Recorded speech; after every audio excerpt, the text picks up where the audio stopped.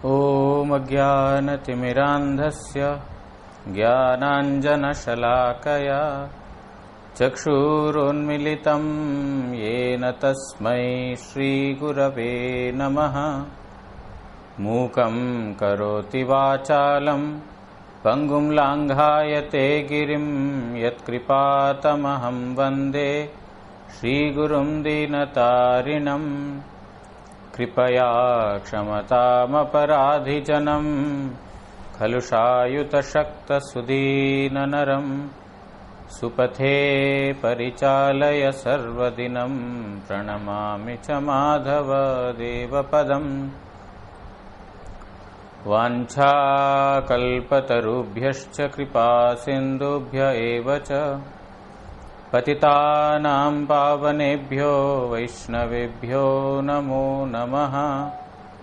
नमो महावदान्याय कृष्णप्रेमप्रदायते कृष्णाय कृष्णचैतन्यनाम्ने गौरत्विषे नमः।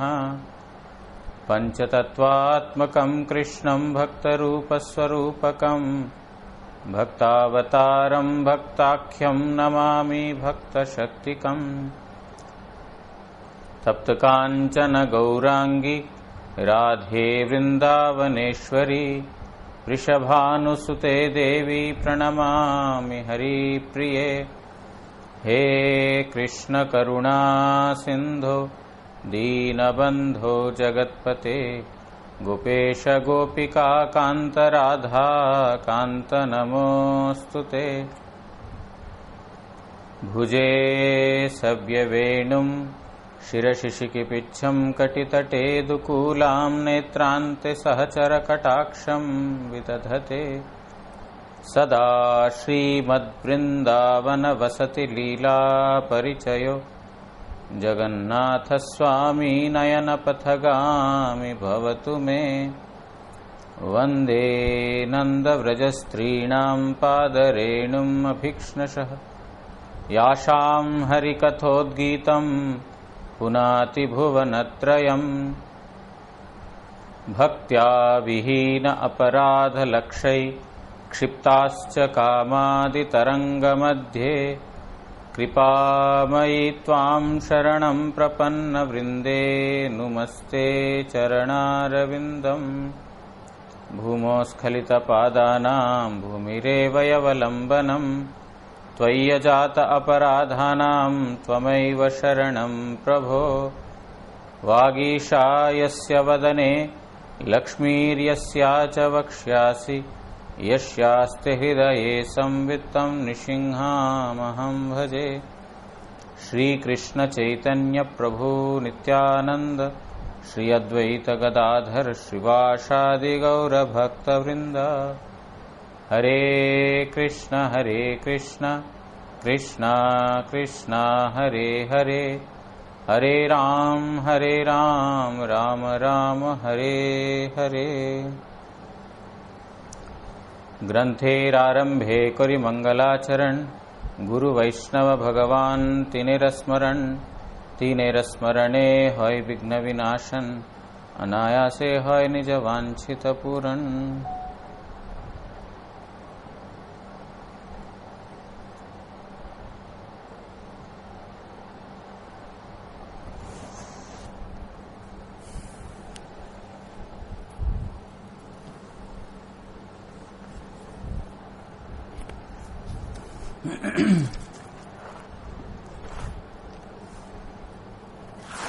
हम लोग श्रवण कर रहे हैं श्री श्री चैतन्य चरितामृत आदि लीला सप्तम परिच्छेद। महाप्रभु प्रकाशानंद सरस्वती इत्यादि जितने भी मायावादी सन्यासी हैं उन लोगों के साथ वार्तालाप कर रहे हैं। तो कल हमने श्रवण किया था, महाप्रभु बोल रहे हैं कि जिनका आकार देह और विभूति सब चिन्मय है, ऐसे चिन्मय भगवान को तुमने तो निर्विकार, मतलब शंकराचार्य ने निर्विकार बता दिया। उनका सब कुछ परिवार, उनका धाम, उनके जो परिकर जितने भी हैं सारे ही चिदानंदमय हैं।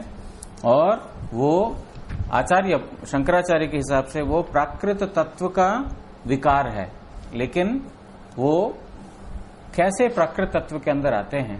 प्राकृत तत्व जागतिक तत्व है, ये सत्व है, मतलब त्रिगुणमयी माया, इसके अंतर्गत तो उनका विकार हो नहीं सकता क्योंकि वो चिदानंदमय है। लेकिन इसमें उनका कोई दोष नहीं है क्योंकि उन्होंने जो किया था ईश्वर आज्ञा से ही किया था। फिर भी जो व्यक्ति उनकी इस प्रकार की व्याख्या को श्रवण करता है उसका सर्वनाश हो जाएगा, क्योंकि जो भगवान विष्णु जो सारे तत्वों से, जो प्राकृत तत्वों से जो श्रेष्ठ हैं, उनको जो प्राकृत सत्व का विकार, सत्वगुण का विकार इस प्रकार उन्होंने बोल दिया, इससे बढ़कर और कोई श्रेष्ठ विष्णु निंदा नहीं है। तो इसीलिए जो व्यक्ति, उन्होंने तो किया ईश्वर आज्ञा से, लेकिन जो इसका श्रवण करेगा उसका हो जाएगा सर्वनाश। इस प्रकार कल हमने श्रवण किया था और आगे पढ़ेंगे।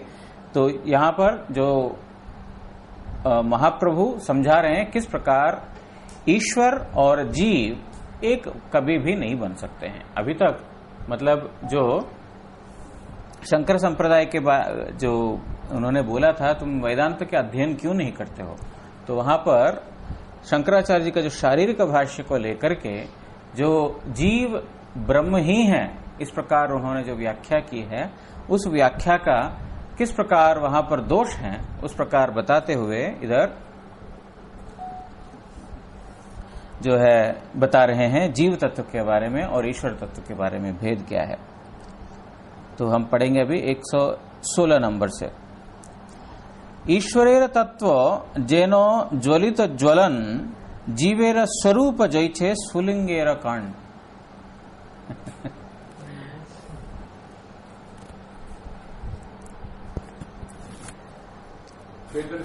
है महाराज। आज इंटरनेट खराब है, 2 दिन अच्छा चलता है तो तीसरा दिन खराब होता है। तो चलो, मुझे लगता है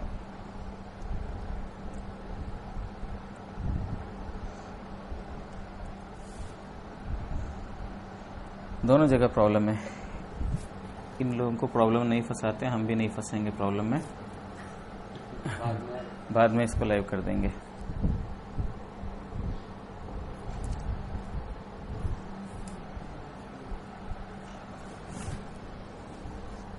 आपका चलेगा? अच्छा, ठीक है। तो 116 नंबर प्यार से पढ़ रहे हैं।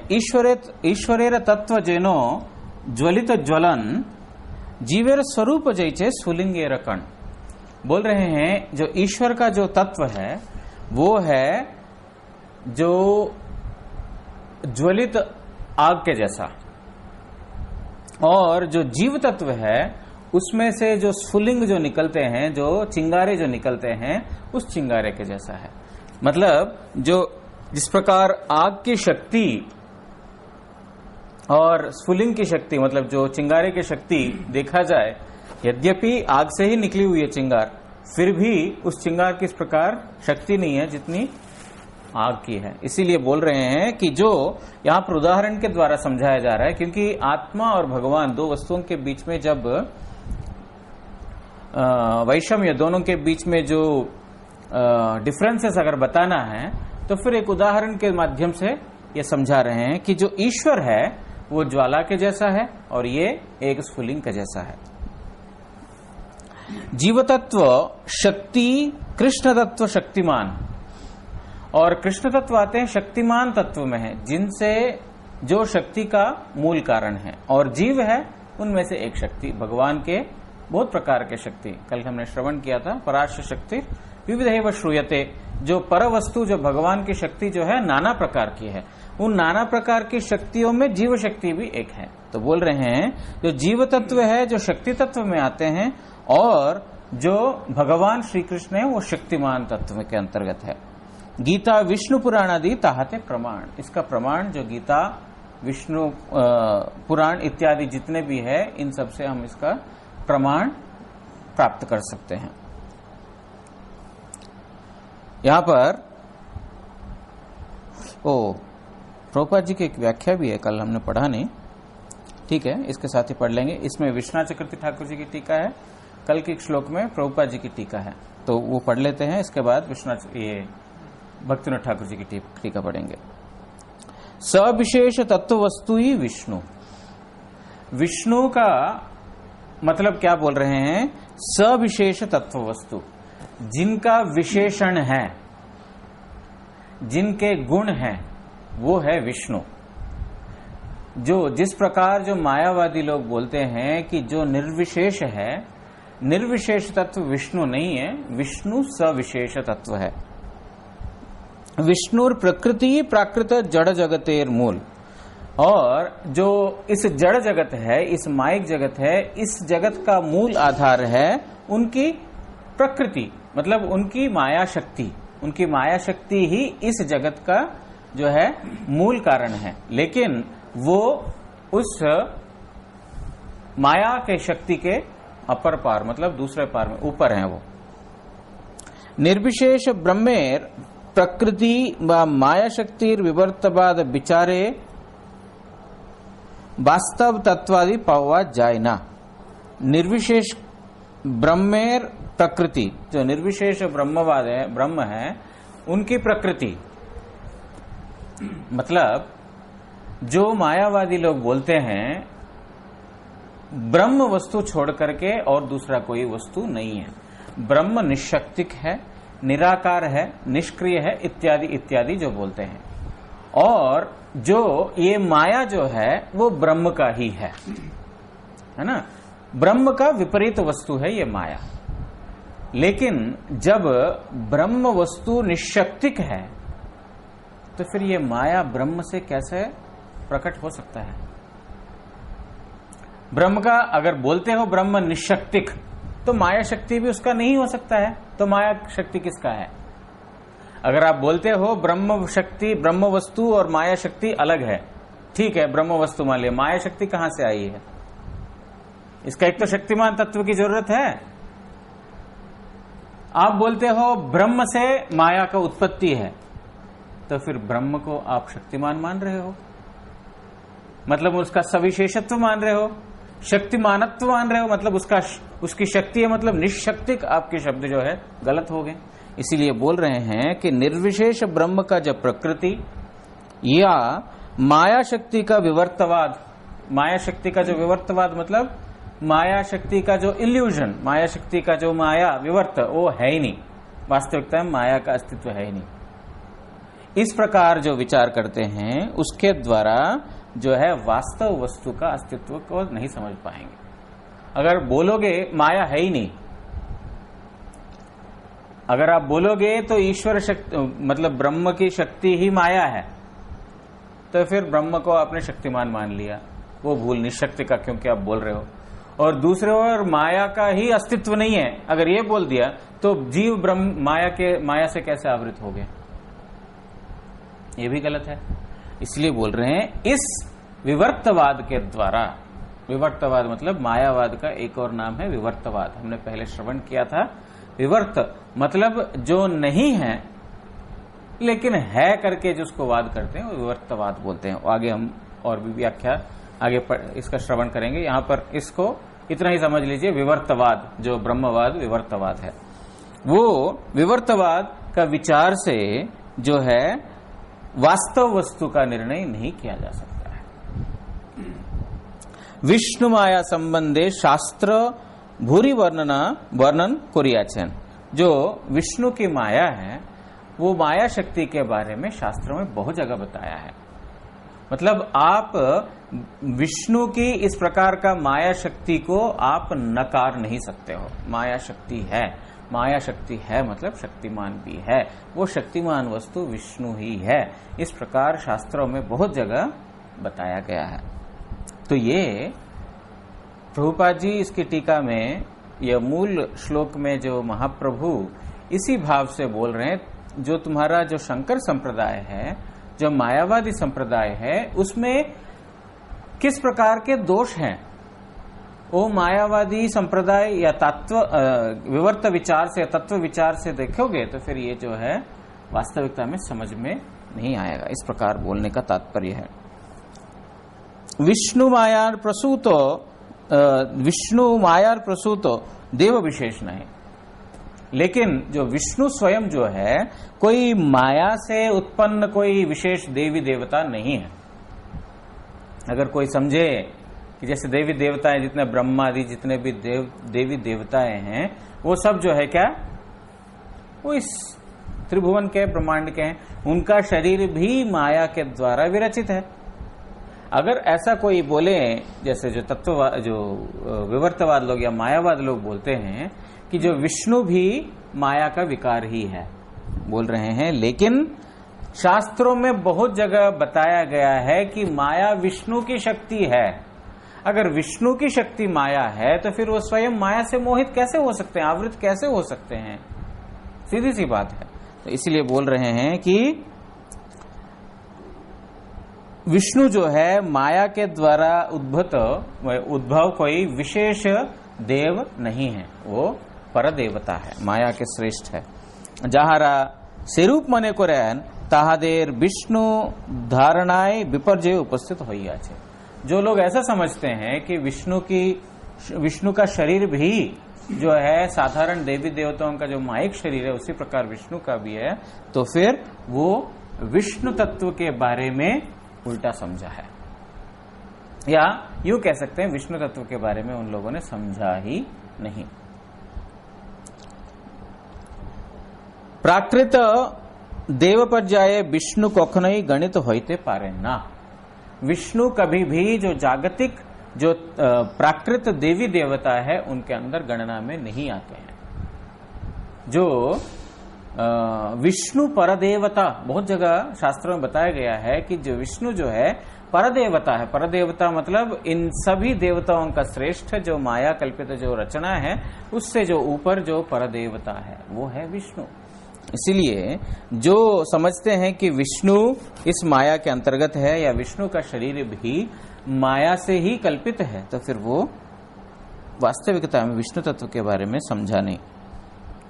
যাহারা সেরূপ भावे भ्रांत हन ताहारा ही विष्णु के प्राकृत देवता बोलिया जानेन। तो इस प्रकार जो वही लोग जो है विष्णु को प्राकृत देवता, जागतिक देवता, जागतिक जो त्रिगुणों से बना हुआ देव या देवता के अंतर्गत उनको गणना करते हैं।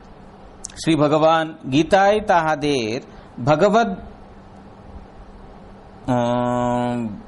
भवबंधन मोचनेर जन्य बोलियाचेन। ऐसे लोगों का जो है इस जगत से उद्धार होने के लिए ही गीता में श्लोक बताया, गीता का श्लोक बता रहे हैं यहाँ पर। जो व्यक्ति भगवान का शरीर भी त्रिगुणात्मिका माया के द्वारा ही बना हुआ है, ऐसा सोच करके बाकी देवताओं के अंतर्गत जो मानते हैं भगवान को, वो सब बंधे हुए हैं इस जगत में। उन लोगों का उद्धार करने के लिए ही भगवान ने गीता में श्लोक बोल रहे हैं, दैवी ह्येषा गुणमयी मम माया दुरत्यया माम एव ये प्रपद्यन्ते माया मेताम तरन्तिते। यहां पर बोल रहे हैं कि मेरी माया, यहां पर भगवान बहुत क्लियरली बोल रहे हैं माया मेरी है और दैवी ह्येषा, वो दैवी है। दैवी माया, एक आसुरी माया भी रहता है ना? आसुरी माया सुना है ना? नहीं सुना? हाँ, जो ध्रुव यक्षों के साथ जो युद्ध किया था वहां पर उन लोगों ने आसुरी माया प्रकाशित किया कि नहीं? वो आसुरी माया है। वो किसके लिए? दूसरों को जो है धोखा देने के लिए या दूसरों को संहार करने के लिए, इस प्रकार उसके लिए आसुरी माया। लेकिन भगवान की माया है दैवी, मेरी माया है दैवी। जब प्रभुपाद जी यहां पर इस श्लोक का इसलिए उल्लेख कर रहे हैं कि भगवान स्वयं बोल रहे माया मेरी है, मेरी शक्ति है, मतलब मेरे से अलग है, मैं माया से बना हुआ नहीं हूं, मेरे से माया आई है।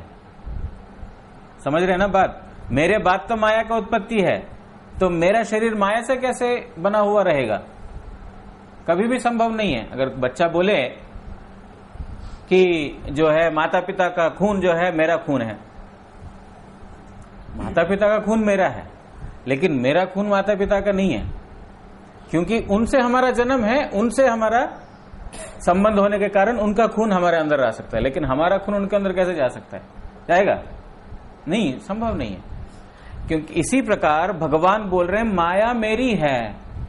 जब माया मेरी है मतलब मेरे बाद उत्पत्ति है उसका, तो मेरा शरीर कैसे माइक होगा? असंभव। लेकिन वो है दैवी, दैवी है, डिवाइन। दैवी होने के कारण उसको समझना बहुत मुश्किल है। ऐसा लगता है कि सब कुछ माया में। माया का मतलब ही क्या है? जो नहीं है सो है लगता है, वही तो माया। इसलिए बोल रहे हैं मम माया दुरत्यया, और माया भी किस प्रकार है? दुरत्यया, उसको पार करना संभव नहीं है। हर एक व्यक्ति इस माया के द्वारा धोखा खा जाता है। इसलिए बोल रहे हैं माम एवये प्रपद्यन्ते, जो मेरे शरण में आएगा माया में ताम तरंतते, उसको मैं माया से उद्धार कर दूंगा। मतलब क्या है? मैं माया से ऊपर हूं। कौन तारण कर पाएगा? कौन उद्धार कर पाएगा? गुरुजी उदाहरण बोलते थे, एक कुएं में गिरा हुआ व्यक्ति दूसरे गिरा हुआ व्यक्ति को नहीं बचा पाएगा। कितना दूर तक उसको पुश करेगा? जितना तक उसका योग्यता है, काबिलियता है, वहां तक वो पुश कर पाएगा, बाहर तो नहीं निकाल पाएगा। लेकिन जो व्यक्ति कुएं का बाहर है, वो व्यक्ति अंदर गिरा हुआ व्यक्ति को निकाल सकता है। तो इसलिए यहां पर अगर भगवान का शरीर भी माइक है, वो भी माया के अंतर्गत ही है, तो फिर वो दूसरों को कैसे उद्धार कर सकता है? इसलिए बोल रहे हैं माम एव ये प्रपद्यन्ते, जो मेरे शरण में आएगा मैं उसको उद्धार करता हूं। तो प्रभुपाद जी यहां पर इसलिए बोल रहे हैं कि जो व्यक्ति भगवान का शरीर माइक समझते हैं, ऐसे जो बद्ध जीवों का उद्धार करने के लिए ही गीता में ये श्लोक भगवान ने बोला। विष्णु वैकुंठ वस्तु, विष्णु है वैकुंठ वस्तु। वैकुंठ मतलब बिना कोई कुंठ रहित स्थान है, उसको बोलते हैं वैकुंठ। जहां पर कुंठ नहीं है वो वैकुंठ। कुंठ मतलब जागतिक कुंठा, जागतिक कमी, जागतिक जो जंजाल, जो जागतिक एंजाइटीज, वर्रीज, ये सब कुंठ है। वैकुंठ जहां पर कुंठ नहीं है, जहां पर इन प्रकार का कोई कुंठाएं नहीं है, वो है वैकुंठ धाम। तो वो है वैकुंठ वस्तु। ताहाके प्रकृति जात देवता बोलिया ज्ञान करिले वस्तु निर्देश संबंधे दौरात्म करा है इहाई निंदा। जो वास्तव वस्तु को, मतलब वो जो वैकुंठ वस्तु को जागतिक वस्तु, प्राकृतिक वस्तु इस प्रकार विचार करना ही बोलते हैं दौरात्म्य है। वही दुरात्मता है, वही दुर्बुद्धि है। वो वस्तु, क्योंकि उसके बारे में ज्ञान नहीं है, ज्ञान नहीं है तो चुपचाप रहो। लेकिन वो वस्तु हमारे अंतर्गत ही है, क्योंकि हमारा ज्ञान सीमित है। उस सीमित ज्ञान के द्वारा उस परतत्व को जो है हम समझने की कोशिश करके, वो भी, उनका भी 2 हाथ है, उनका भी 2 पैर है, उनका भी 2 आंख है, मतलब उनका भी शरीर मनुष्य देह है, तो फिर इसीलिए उनका भी माइक है। इस प्रकार बोल रहे हैं। ये दुर्बुद्धि, इसी को बोलते हैं निंदा। यही निंदा है, विष्णु निंदा मतलब यही है। विष्णु अधोक्षज वस्तु, वो है अधोक्षज वस्तु, मतलब अध अक्षज इंद्रिय ज्ञानेन, जो अक्षज इंद्रियों का जो ज्ञान, मतलब जो अक्षर इंद्रिय मतलब जो क्षरीभूत, जो मरणशील, जो तत्कालिक ज्ञान संपन्न जो इंद्रिय है, उस इंद्रियों का ज्ञान के जो श्रेष्ठ, वो है अक्षज वस्तु या अधोक्षज वस्तु। तिनी प्राकृत वस्तु नाय जड़ेन्द्रिय ग्राह्य नाय। वो अधोक्षज वस्तु, अध अक्षज अक्षज इंद्रियेण ज्ञानेन परम, जो अक्षज इंद्रियों का ज्ञान के जो परे जो अधोक्षज वस्तु भगवान, वो अधोक्षज भगवान जो है साधारण जड़ इंद्रियों के द्वारा, जागतिक इंद्रियों के द्वारा कभी भी नहीं समझा जा सकता है ना। जो हम कई बार सुना और गुरुजी बोलते थे, अतः श्री कृष्ण नामादि न भवेद ग्राह्यम इंद्रिय। ग्राह्य, ये जागतिक इंद्रियों के द्वारा श्री कृष्ण का नाम, रूप, गुण इत्यादि जितने भी है, वो जागतिक इंद्रियों के द्वारा उनको जाना नहीं जा सकता है, क्योंकि वो है अधोक्षज वस्तु। ताहार देहो देहीर मध्य अद्वय ज्ञान अवस्थित हो। बोलते हैं वो देह और देही एक ही है, मतलब उनका शरीर और उनका आत्मा दो अलग वस्तु नहीं है। जैसे हमारा ये शरीर भगवान का अपराशक्ति, अपराशक्ति का उत्पत्ति है और आत्मा पराशक्ति का है। मतलब एक चित शक्ति, एक माया शक्ति। चित शक्ति से आत्मा, माया शक्ति से शरीर। लेकिन भगवान का इस प्रकार नहीं है। देह और देही में, मतलब आत्मा और भगवान स्वयं में कोई भेद नहीं है। ये बाद में आएगा जब एक कवि आकर के महाप्रभु को सुनाते हैं, है ना, जगन्नाथ है देही, देह, और आप है देही। चैतन्य महाप्रभु को इस प्रकार बोलते हैं, जगन्नाथ है देह और आप है देही। जब आप नीलाचल धाम में आए हैं, जगन्नाथ जी को आपने मतलब चेतनमय कर दिया। इस प्रकार, मतलब पैयार मेरे को याद नहीं है, उसका मीनिंग कुछ इस प्रकार है। तो स्वरूप दामोदर गोस्वामी इसको श्रवण करते हैं, श्रवण करके उसको खूब गाली देते हैं, जाओ जाकर के वैष्णवों का संग करो। जो मर्जी मुख में आए लिखने से नहीं होगा। तुमने यहां पर दोष तुम्हारा एक, मतलब तात्विक दोष बताया उन्होंने। बोलते हैं तुम जगन्नाथ को देह बनाया। अरे हमारा देह और जगन्नाथ का देह एक है। हमारा जागतिक देह है, प्राकृतिक देह है, जगन्नाथ जी का जड़ देह नहीं है। तो इसके द्वारा तुमने देह और देही जगन्नाथ जी का दो अलग करके तुमने सबसे पहले भूल किया। और जो है महाप्रभु को देही बोला तुमने, और महाप्रभु का आने से जगन्नाथ जी चेतनमय हो गए। मतलब तुम बोलते हो कि जगन्नाथ जड़ वस्तु है। ये तुम्हारा द्वितीय दोष है। जो मतलब अच्छा शब्दों, अच्छे अच्छे शब्दों को अलंकार इत्यादि के द्वारा सजा करके एक पद्य या तो गद्य बना देने से वो पांडित्य नहीं बोला जाता है। और पंडित लोगों के लिए पंडित बड़ा पार, बहुत बहुत बढ़िया लिखा, लेकिन उसके अंदर तत्व, रस विचार, तत्व विचार में अगर कोई गड़बड़ है तो फिर उसका कोई महत्व नहीं है, उसका कोई मूल्य नहीं है। इसलिए बोल रहे हैं जो भगवान के विषय में देह और देही का कोई भेद नहीं है। भगवान की आत्मा, भगवान का शरीर, ऐसा कुछ है क्या शब्द? मनुष्य आत्मा है, मनुष्य का शरीर है। मनुष्य की आत्मा, मनुष्य का शरीर। भगवान की आत्मा, भगवान की आत्मा, भगवान का शरीर कभी होता नहीं है। दोनों एक ही वस्तु है। भगवान मतलब भगवान। भगवान की आत्मा अलग है, भगवान के शरीर अलग, भगवान का शरीर अलग है, इस प्रकार नहीं है। इसलिए बोल रहे हैं जो जिस प्रकार प्राकृत वस्तुओं में इस जगत में ये भेद है, भगवान के संबंध में इस प्रकार का भेद नहीं है। प्राकृत वस्तुगुली भोगेर सामग्री किंतु विष्णु नित्य काल भोक्ता। और आगे बोल रहे हैं जो प्राकृत वस्तु जागतिक वस्तु है वो है भोग का सामग्री। जो प्रकृति जो नीचे है, मतलब निम्न है, इसलिए वो भोग का सामग्री है। और भगवान कौन है? भोक्ता है।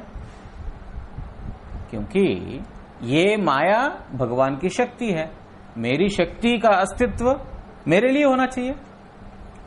जो जब शक्ति मेरी है तो फिर वो शक्ति मेरा सेवा करेगा, है कि नहीं? तब जो है शक्ति का वास्तव अस्तित्व का फायदा है।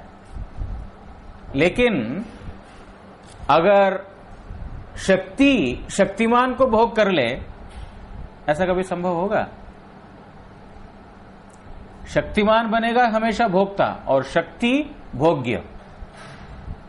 लेकिन यहां पर बोल रहे हैं कि विष्णु है भोक्ता और माया प्रकृति का वस्तु वो है भोग्य। लेकिन भोक्ता के भोग्य कोरिया, भोग्य बोलिया ज्ञान कोरले अपराध है। उस भोक्ता को भोग्य मान लेंगे, मतलब विष्णु को भी भोग्य वस्तु मानना मतलब वो भी प्रकृति का विकार है। प्रकृति का विकार मतलब क्या है? निम्न है। निम्न है मतलब भोग कर सकते हैं। इसीलिए उस विष्णु को भी भोग्य समझना, भोक्ता को भोग्य समझना अपराध है। एवं जीवेर नित्य सेव्य वस्तु के जीवसाम्य सेवक ज्ञाने परिचय दिले ताहार निंदा करा है। और जीवों के द्वारा जो पूज्य वस्तु है विष्णु, उन पूज्य वस्तु को जीवों के समान बना दिया, वो निंदा ही तो हो गया। यहां पर अभी आप लोगों को इतना समझ में नहीं आया तो सीधी सी बात यह है, शंकर संप्रदाय को उद्देश्य करते हुए महाप्रभु बोल रहे हैं, जिस विष्णु को या भगवान को, भगवान का शरीर प्राकृतिक जागतिक तुम बोल रहे हो, वो बहुत बड़ा निंदा है। क्योंकि भगवान है सबका भोक्ता, सारे शक्ति उनसे उत्पन्न है, इसीलिए सारे शक्तियों का मालिक वो होने के कारण वही एकमात्र भोक्ता है। उस भोक्ता को ये शारीरिक भाष्य के द्वारा भोग्य बना दिया, ये सबसे बड़ा अपराध है।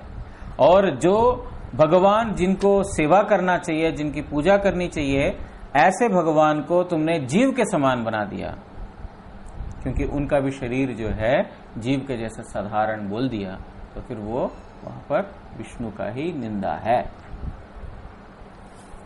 आया समझ में? आ गया? आ गया? आया ना? आ गया? आया? आ गया मतलब आना और जाना।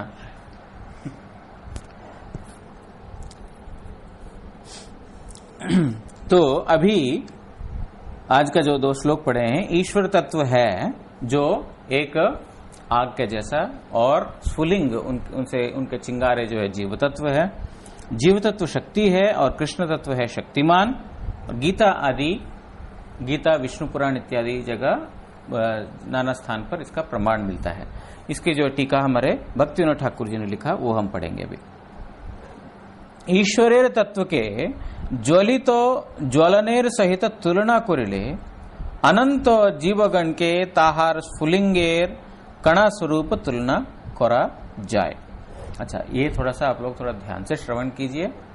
ये हमारा जो आत्मा या तो प्रकृति, ये सब तत्वों के बारे में यहां पर वर्णन है, जो बहुत ज्यादा आवश्यक है हम कौन है समझने के लिए। बहुत ही फंडामेंटल नॉलेज है, जो एक आध्यात्मिक जीवन में जो आगे बढ़ना चाहता है उसके लिए बहुत ही फंडामेंटल नॉलेज है। यद्यपि इसकी जरूरत नहीं, हरिनाम करने से सब कुछ हो जाएगा, लेकिन फिर भी जो वर्तमान जगत जिसमें हम रह रहे हैं, कभी बाहर जाते हैं, कोई भी व्यक्ति कुछ भी पूछता है, तो फिर ये आत्मतत्व के बारे में यद्यपि हमारा अनुभव तो अभी नहीं है, लेकिन कम से कम ज्ञान तो होना जरूरी है। और आप लोग गीता का ये भी पढ़ रहे हो, 2वां अध्याय, जब गीता का 2वां अध्याय पढ़ रहे हो, वहां पर ये सब बातें जो है आप लोगों को वहां पर काम आएगा, है ना। जब मैं आपको प्रश्न पूछूंगा तो आप लोगों को ये काम में आएगा, इसीलिए ये थोड़ा सा अच्छे से ध्यान से उसको ये कीजिए, सुनिए। ईश्वरेर तत्व के ज्वलित ज्वलनेर सहित तुलना करिले अनंत जीवगण के ताहार स्फुलिंगेर कणा स्वरूप तुलना करा जाए। अगर भगवान को अग्नि के साथ तुलना करें तो अनंत जीवों को उनसे निकले हुए चिंगारों के साथ कंपेयर किया जा सकता है। ठीक है, यहां पर बोलने का तात्पर्य यह है कि भगवान आग नहीं है, आग के जैसा उदाहरण लिया है। अगर उनको आग के जैसा अगर समझें तो फिर आग से जो चिंगारे निकलते हैं वो है जीवकण, क्योंकि जिस प्रकार आग से अनंत चिंगारे निकलते रहते हैं, उसी प्रकार जो अनंत जीव जो है इस भगवान से उद्भव हैं। तात्पर्य यही जे ईश्वर चिन्मय असीम ज्वलितो अग्नि विशेष। इसका मतलब यह है कि भगवान है चिन्मय,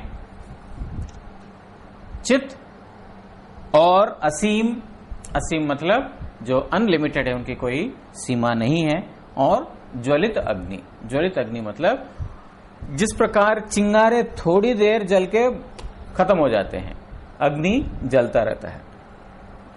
ठीक है, अगर बोले कि लकड़ी कम हो गया तो बंद हो जाएगा, उदाहरण उसके लिए नहीं दी जा रही है। वो जो है बोल रहे हैं कि अग्नि जलती रहती, प्रज्वल्यमान, इस जगत का अग्नि को ईंधन का जरूरत है। वो वहां पर कंपैरिजन उसके लिए नहीं हो रहा है, कंपैरिजन इसलिए हो रहा है कि चिंगारे जिस प्रकार आकर के खत्म हो जाते हैं, अग्नि उस प्रकार नहीं है।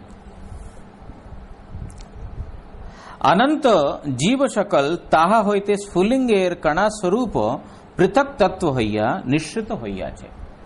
लेकिन वो अग्नि से ही निकले हुए चिंगारे हैं, उनसे एक अलग तत्व होकर के उससे निकल रहे हैं, भगवान से अलग तत्व होकर। किस प्रकार अलग है? वो नित्यत्व, ये उनका जो है असीमत्व नहीं है और हमेशा जलने वाला नहीं है, सर्वशक्तिमान नहीं है। अणुशक्ति है, लघु शक्ति है, लेकिन सर्वशक्तिमत्ता नहीं है। जैसे आग से चिंगारे निकलते हैं तो कहीं वो चिंगारा भी लग गया हो तो आग लग जाएगा उधर, उसके अंदर वो शक्ति है, लेकिन जो भगवान में असीमत्व है उसमें नहीं है। जीव है ससीम, भगवान है असीम। शब्द में समझ में आया? ससीम और असीम। ससीम मतलब सीमित, असीम मतलब सीमा के बाहर। ये शब्द जो है ना, समझने से बहुत काम आता है। बाद में जो ग्रंथ पढ़ेंगे, कोई एक्सप्लेन करने वाला नहीं है, ग्रंथ पढ़ेंगे वो समझ में आएगा। कई बार क्या होता है कि हम ऐसे स्थान में जहां पर ग्रंथ एक्सप्लेन करने वाला नहीं होता है, तो कहीं लिख दिया जीव ससीम। ससीम क्या होता है? हो सकता है कोई कोई जगह ढूंढने से मिलेगी भी नहीं ससीम क्या होता है ना। ससीम मतलब जो सीमित, असीम मतलब बिना सीमा के। ए स्थले जीवेर स्वरूप गठने मायार कोनो क्रिया नाय, अर्थात कोनो प्राकृत व्यापार नाय। बोल रहे हैं यहां पर जो जीव तत्व का निर्माण में है, माया का कोई कार्य नहीं है, क्योंकि जीव तत्व है आग से निकले हुए चिंगारे। वो स्वयं भगवान के द्वारा शक्ति विशिष्ट है, उसमें माया का कोई काम नहीं है। माया का काम उसको शरीर देने में है। उसको जो बाहरिक शरीर, जो बाहरिक जो ड्रेस मिल रहा है, वो जो शरीर है, वहां पर माया की क्रिया है। लेकिन जो चित शक्ति, उसमें कोई माया का कोई कार्य नहीं है। इसलिए बोल रहे हैं स्वरूप गठन है, जो जीवों का जो स्वरूप गठन है, मतलब जो आत्मा है, उसके लिए माया का कोई क्रिया नहीं है। ये कोई प्राकृतिक विषय नहीं है। आत्मा अप्राकृतिक, मतलब जो जगत से ऊपर।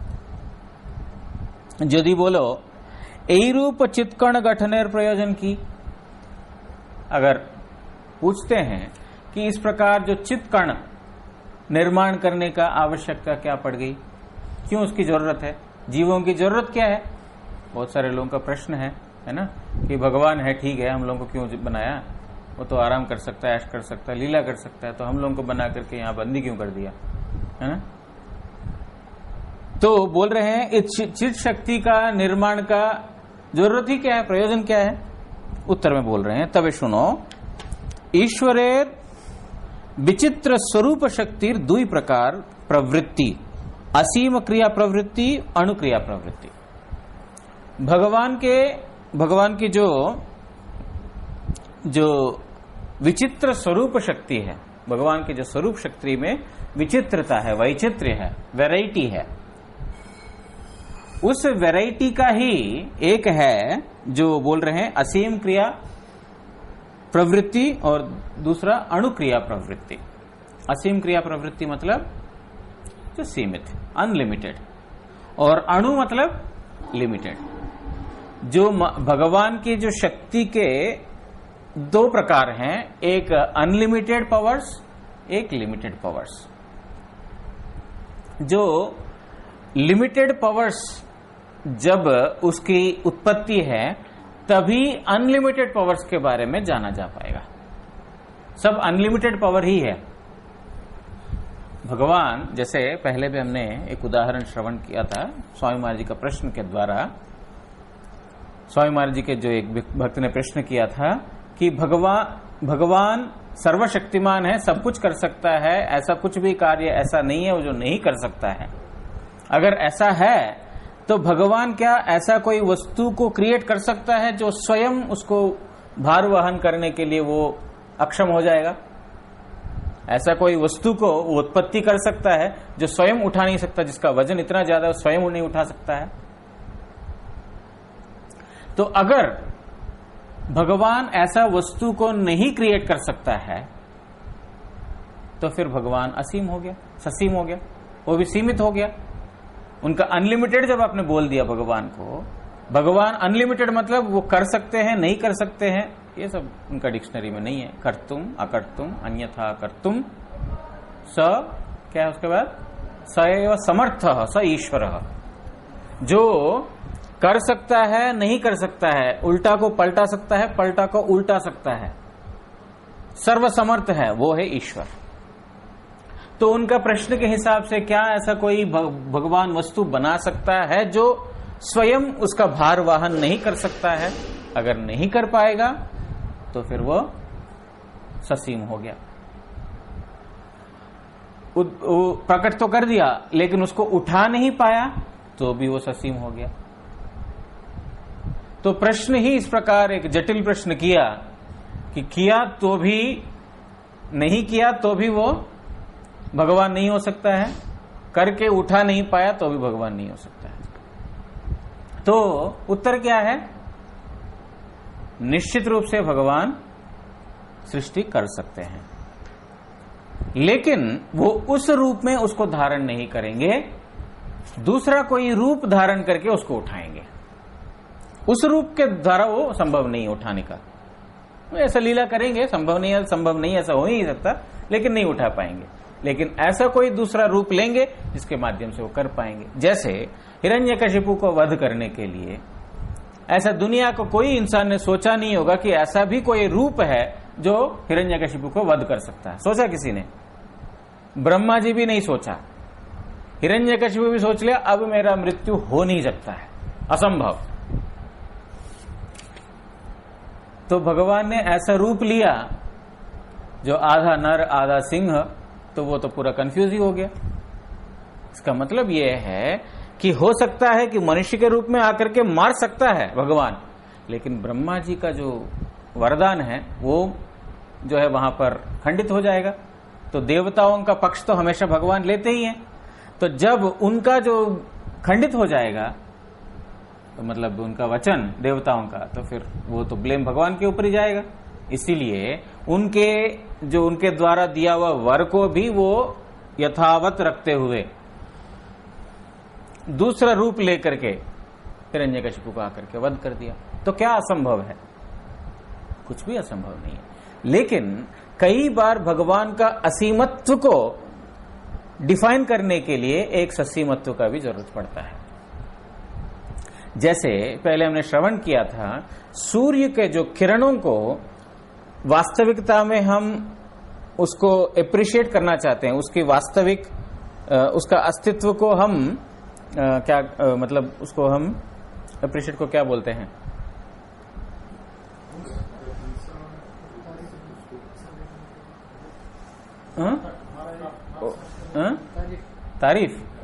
तारीफ नहीं, उसका अस्तित्व को अगर जानना है या उसका महिमा को हमको जानना है तो फिर अंधकार की भी आवश्यकता है। अंधकार है तब ओ यार आज अंधेरा है, सूर्य का रोशनी से कितना अच्छा आता है। सिर्फ सूर्य का रोशनी है, सब जगह रोशनी है, अंधकार नहीं है, तो फिर जो रोशनी का जो वास्तव ये है उसका हमारा समझ में नहीं आएगा। हमारा 5 उंगली है ना, उसमें से 1 उंगली चला जाए, कुछ कट गया हो गया तो मालूम पड़ेगा उसका वैल्यू क्या है कि नहीं?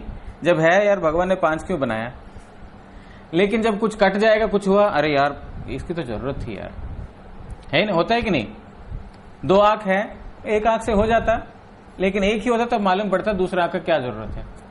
उसी प्रकार जब नेगेटिव होता है तो पॉजिटिव का वैल्यू समझ में आता है। तो भगवान के जो 2 शक्ति है, असीम शक्ति और अणुशक्ति, जीव शक्ति है अणुशक्ति, और दूसरा है विभु शक्ति है जो भगवत शक्ति।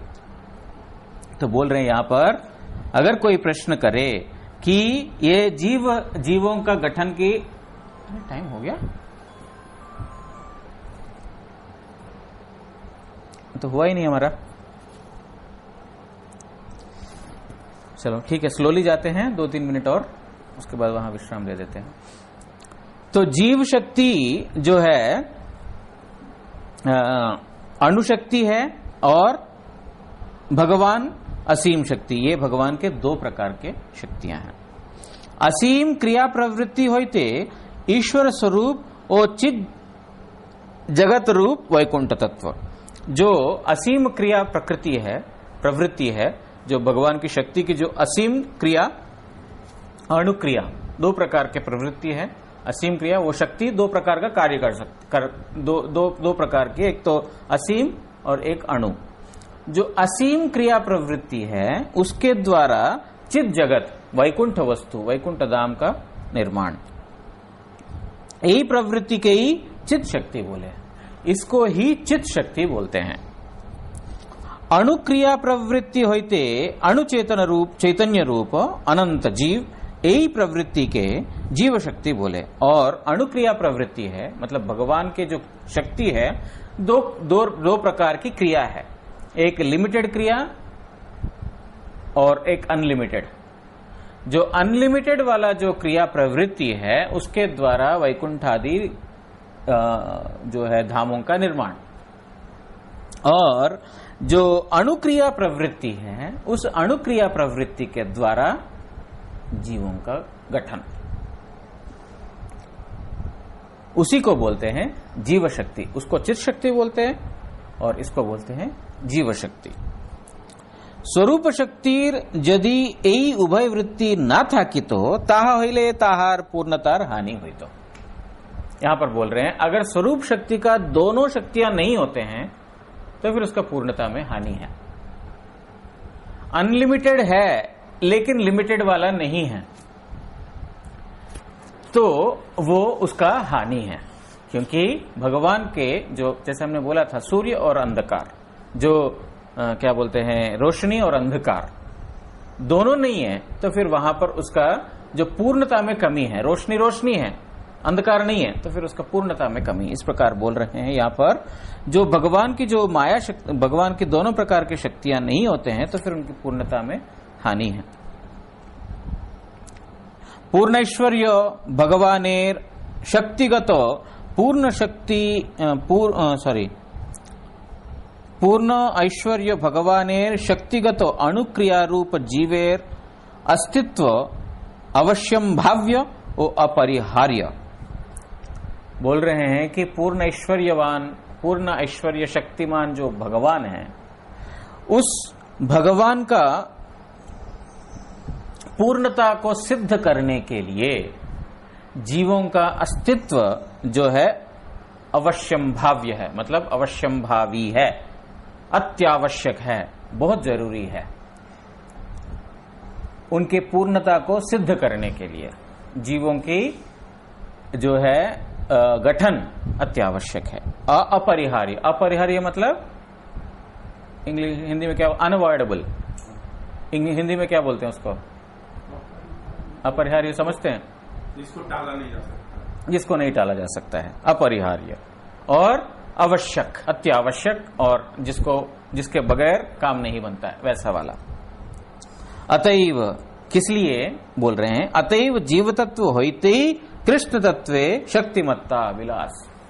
बोल रहे हैं जीव तत्व के द्वारा ही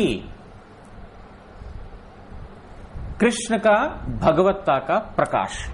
जिस प्रकार एक उदाहरण के लिए क्लास में टीचर ही टीचर है तो कौन किसको टीचर बोलेगा, स्टूडेंट हो गया तभी तो टीचर और स्टूडेंट होगा, है ना। टीचर्स ही बैठे हुए हैं तो उसको टीचर कैसे बोला जाएगा। उसी प्रकार एक राज्य है, राज्य में सब राजा लोग ही हैं, प्रजा नहीं है, तो राजा किस बात का, वो तो राजा पदवाच्य तो नहीं है, वो उसको राजा बोल नहीं सकते हैं। उसी प्रकार बोल रहे हैं भगवान का भगवत्ता किस बात का, अगर जीव ही नहीं है तो। प्रश्न भक्तिनाथ ठाकुर जी ने प्रश्न किया तो फिर जीवों का गठन का जरूरत क्या है। तो उन्होंने हमको धीरे धीरे समझाते हुए आए हैं कि दो प्रकार के शक्तियां हैं, अणुशक्तियां। अभी ये कंक्लूड कर रहे हैं, अगर जीव शक्ति ने प्रजा ही नहीं है, किस बात का वो राजा है?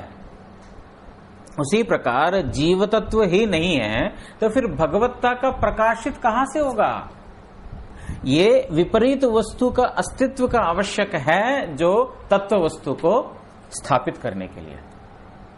इसलिए बोल रहे हैं कि शक्तिमत्ता ये शक्तिमत्ता जो जीव तत्व है उसके द्वारा ही उनका विलास है, जीवों के द्वारा ही उनका विलास, नाना प्रकार की लीला, नाना प्रकार का जो क्रियाएं हो रहे हैं जीव शक्ति के हैं, इसीलिए आते हैं, नाना प्रकार के लीला करते हैं, दर्शन कराते हैं, अनंत कोटि ब्रह्मांड में जाते हैं। मतलब उनका विलास वैचित्र्यता जो है इसके द्वारा ही, इसकी वजह से ही है। जीव तत्व ना था किले कृष्णेर पूर्ण शक्तिमत्ता स्वीकृत होई तो ना। अगर जीव तत्व नहीं होता तो श्री कृष्ण का शक्तिमत्ता, पूर्ण शक्तिमत्ता में हानि है, उसको मतलब वो उसको अधूरा है, हानि मतलब अधूरा है। ईशितव्येर अभावे ईशितार अभाव है। बोल रहे हैं ईशितव्य का अभाव। ईशितव्य मतलब जिसके ऊपर ईशत्व प्रदर्शित करना है, अगर वो ईशितव्य नहीं है तो फिर बोल रहे हैं ईश भाव ही नहीं है, ईशता ही नहीं है। जैसे प्रजा ही नहीं है जिसके ऊपर शासन करेगा तो राजा ही नहीं बन सकता। स्टूडेंट्स ही नहीं है जिसको सिखाना है तो फिर वो टीचर ही नहीं हो सकता। उसी प्रकार जो ईशिता करने के लिए ईशवश्य कोई नहीं है तो फिर ईशिता का प्रदर्शन कैसे होगा? इसीलिए उस शक्तिमान तत्व को पूर्ण शक्तिमत्ता स्वीकार करने के लिए जीव तत्व की आवश्यकता है। समझ में आया? समझा पाया?